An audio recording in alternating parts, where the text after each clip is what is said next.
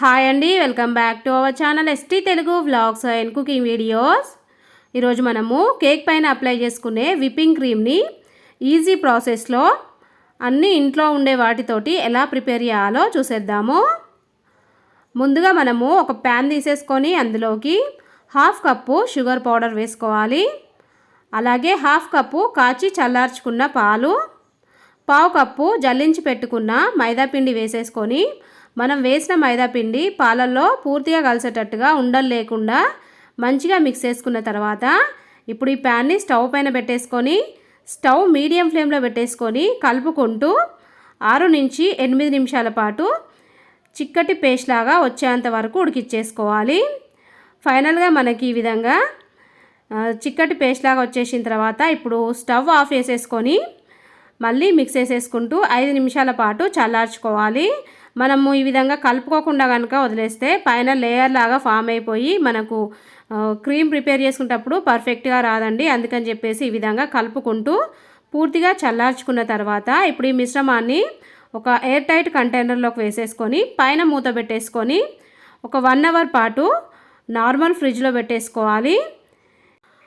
1 hour తర్వాత ఇప్పుడు ఒక బేసన్ తీసేసుకొని అందులోకి 1/2 కప్పు నెయ్యి వేసుకోవాలి. మనము క్రీమ్ ప్రిపేర్ చేసుకునే ముందు నెయ్యిని 1 అవర్ పాటు ఫ్రిడ్జ్లో పెట్టేసుకున్న తర్వాతనే యూజ్ చేసుకోవాలండి.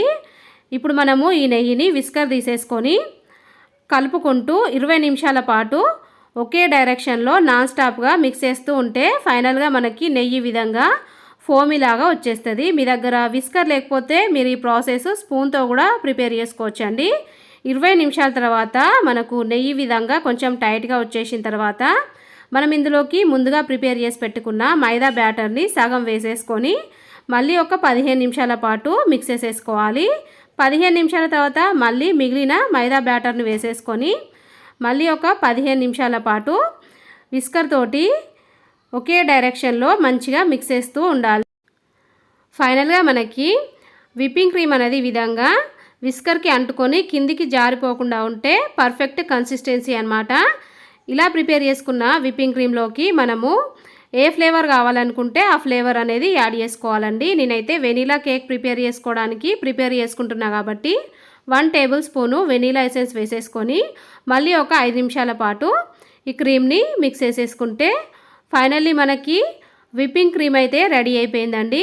మనకు పర్ఫెక్ట్ కన్సిస్టెన్సీ అంటే మనము క్రీమ్ని స్పూన్తో తీసేసుకుంటే ఇట్లా కిందికి జారకుండా పర్ఫెక్ట్గా ఉండిపోతే మనకు విప్పింగ్ క్రీమ్ అనేది రెడీ అయిపోయినట్టేనండి.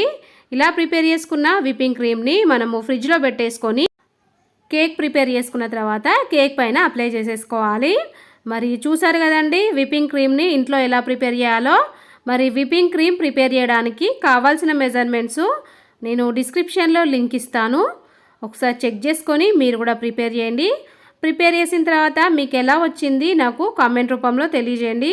ఈ వీడియో నచ్చితే వీడియోకి లైక్ చేయండి, మీ ఫ్రెండ్స్కి రిలేటివ్స్కి వీడియోని షేర్ చేయండి.